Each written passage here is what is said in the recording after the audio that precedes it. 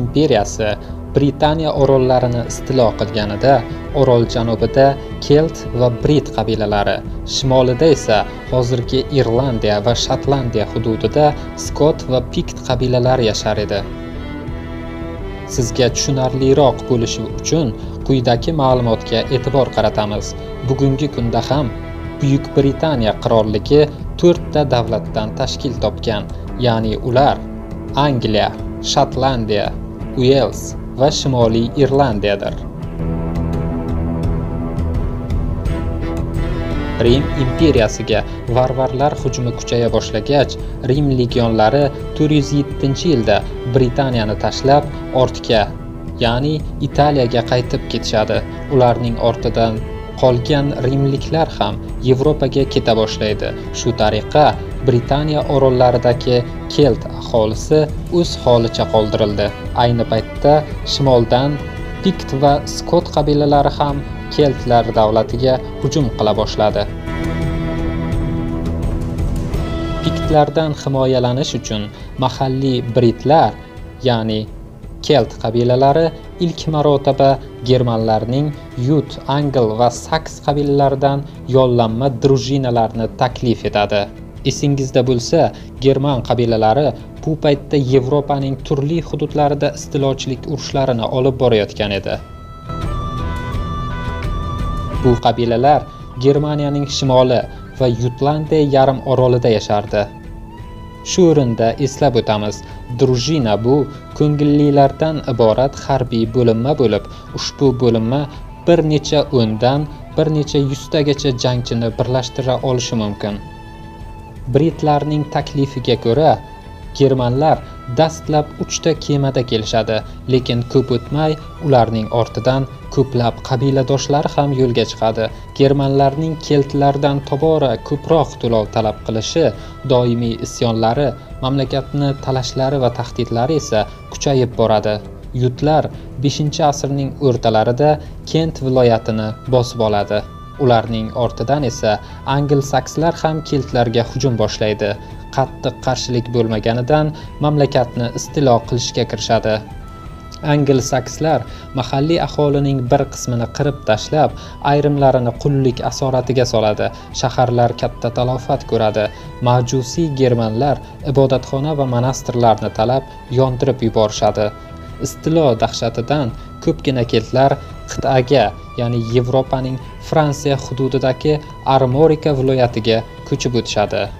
Fransiyaning shimoli-g'arbida joylashgan bu hudud britlarning ommaviy ko'chishidan so'ng Britan nomini olgan va bu nom hozirgi kunga qadar saqlanib qolmoqda. Britaniya oroliga bostirib kelayotgan germanlarga qarshilik ko'rsatish Amvrosiy Avrelian nomi bilan bog'liqdir. U oroldagi so'nggi rimliklardan edi. Amvrosiy Avrelian 6-asrning boshlarida britlarni birlashtiradi. Buning natijasida esa u qator yorqin g'alabalarga erishadi. Kuchli qo'shin tuza olgan Amvrosiy Avrelian angl-sakslar tazyiqini deyarli yarim asrga, ya'ni 50 yilga to'xtatib tura oldi. E'tibor bering, 6-asrning boshlarida britlarni birlashtirgan Amvrosiy Avrelian 6-asrning o'rtalarigacha o'z mamlakatida asrlar davomida saqlanib qoldi. Lekin rivoyatlarda bosqinchilarga zarba bergan ushbu qahramonning ismi biroz o'zgartirilgan. Dostonchilar uni Artorius yoki Qirol Artur deb atay boshlashgan. Vaqt o'tishi bilan Qirol Artur siymosi atrofida 6-asrga aloqasi bo'lgan sehrgar Merlinlar haqidagi asarlarni yaratishda davom etishdi. Bu asarlar esa Qirol Arturdan so'ng britlarda munosib yo'lboshchining bo'lmasligi natijasida afsuski angl-sakslar tomonidan orolning katta qismi bosib olinishiga imkon berdi. Bosqinga uchramagan Kelt qabilalari esa Irlandiya va Shotlandiyada hamda qisman Germaniyaning g'arbiy chekkasidagi hududlarda saqlanib qoldi. Istilochilar Britaniya yerlarida jami 7 ta qirollik tuzishadi. Ular turli lahjalarda so'zlashgan, lekin yillar o'tib angllar yashagan Mersiya shevasi tobora keng qo'llanila boshlaydi. Shu tufayli keyinchalik istilochilar muomalasidagi til ingliz tili, mamlakat esa Angliya nomini oladi. Bosqinchilarning ko'plab qabilalari va bo'ysundirilgan aholining qolgan qismi yagona xalqqa birlasha boshladi. Tarixda ular Anglo-Saks nomini oladi.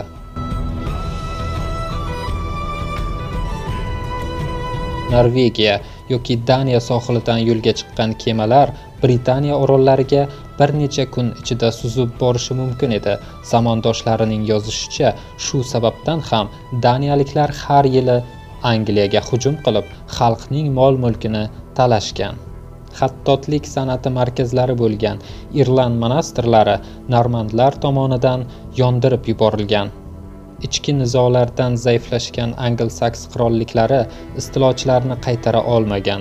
Oqibatda normandlar 842-yilda Londonni bosib oladi, talaydi va yoqib yuborishadi. Keyinchalik daniyaliklar talonchilik hujumlaridan so'ng vatanlariga qaytmasdan Angliyada bosib olgan yerlarida qishlab qoladigan ham bo'lishadi. Deyarli barcha Anglo-Saks qirolliklari daniyaliklar tomonidan bo'ysundiriladi. Qarshilikni esa faqatgina bitta Wessex qirolligi davom ettirdi. Ushbu qirollikda esa Buyuk Alfred taxtga o'tiradi. Buyuk Alfred 871-900-yillarda hukmronlik qilgan hukmdor bo'lib, u taxtga kelguniga qadar daniyaliklarni hech kim to'xtatishga qodir bo'lmagan. Buyuk Alfred butun Angliyadan bosqinchilarni jazolash orzusidagi jangchilarni yig'adi. U qo'shin bilan daniyaliklarga bir necha bor hujum qilib, ularni mag'lubiyatga uchratdi. Va nihoyat Alfred 879-yilda, ya'ni taxtga o'tirganining 8-yilidayoq daniyaliklar bilan tinchlik sulhini tuzadi. Unga binoan butun orol ikki qismga bo'linadi. Janubiy hududlar qirol Alfredga, shimoliy hududlar esa daniyaliklarga beriladi. Chegara hudud esa London va Chester oralig'idagi qadimgi rimliklar tomonidan qurilgan tosh yo'l bo'ylab o'tkaziladi. Skandinav qabilalarida qoldirilgan yerlar esa Denlo deb atala boshlaydi. Qirol Alfred tinchlik sulhidan yangi kuchli qo'shin tuzish uchun foydalandi. Ma'lumki, avvallari dushman xavfi tug'ilganda xalq lashkarlari to'plangan. Endi esa har 5 ta Anglo-Saks 6-sini boqishi va qurollantirishga majburiy etib qo'yiladi. Natijada tinimsiz urushlar davrida qishloqning ko'pchilik aholisi o'z ishidan ajratilmagan. Yangi qoidaga ko'ra, har 5 kishidan 6-si dubulg'a, qilich va jang boltasi bilan ta'minlanib, vikinglardan kam qurollantirilmagan. Qolaversa, ushbu 6-kishi doimo mashq qilishi, jangga tayyorlanishi shart edi. Uning uchun qolgan 5 ta qo'shnisining ishlashi, oilasi haqida o'ylamasligi uchun ham imkon bergan. Shu tariqa son jihatidan qisqargan qirol Alfred qo'shini sifati bo'yicha avvalgisiga nisbatan sezilarli darajada kuchaydi. Yangi qo'shinning paydo bo'lishi bilan jamiyatda ham muhim o'zgarishlar bo'la boshladi. Jamiyat endi professional dehqonlar va professional jangchilar toifalariga ajraldi. Qirol Alfred daniyaliklar qal'alarni qamal qilishni unchalik xush ko'rmasligini anglab, o'z mulklari chegaralaridan ko'plab qal'alar qurdirdi. Qal'a esa Burg deb atalgan. Qirol kema yasaydigan ustalarni topib, daniyaliklarnikidan qolishmaydigan kemalarni ham yasattirdi. Buyuk Alfred faqatgina qo'shin bilan shug'ullanmagan, u o'z davrining ma'lumotli kishisi ham edi. U eski Anglo-Saks qonunlarini yozishni va Angliya tarixiga oid ma'lumotlarni to'plashni buyurdi. Buyuk Alfred davrida mashhur Anglo-Sakson solnomasi tuzilib, unda yilma-yil muhim voqealar qayd etila boshlandi. Qirol Alfredning o'limidan so'ng uning vorislari Denloga hujum boshlaydi. Esingizda bo'lsa, Skandinav qabilalarida qoldirilgan yerlar Denlo deb atala boshlagandi. Aynan mana shu hududga Qirol Alfredning vorislari hujum boshlaydi. Yangi qo'shin muvaffaqiyatli harakat qilib, 10-asrning so'nggi choragiga kelganda Angliya qirolligi Denlo qonunlari viloyatini qo'shib oldi. Va xuddi shu davrda, ya'ni 10-asrning so'nggi choragiga kelganda, Britaniya degan nom avvalgi Angliya nomini uzil-kesil surib chiqargan edi. Ya'ni shu davrdan boshlab endi mamlakat Angliya emas, balki Britaniya deb atala boshlaydi. Denloga o'rnashgan daniyaliklar esa mahalliy aholi bilan ancha yaqinlashib, aralasha boshladi.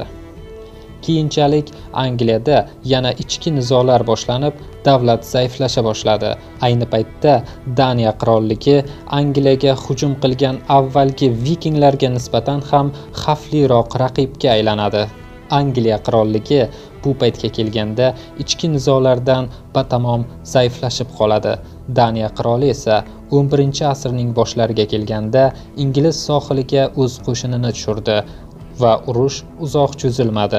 Faqatgina London shahri daniyaliklarga ma'lum vaqt qarshilik ko'rsatib turadi va keyinchalik daniyaliklar tomonidan yana bir marotaba Angliya zabt etiladi.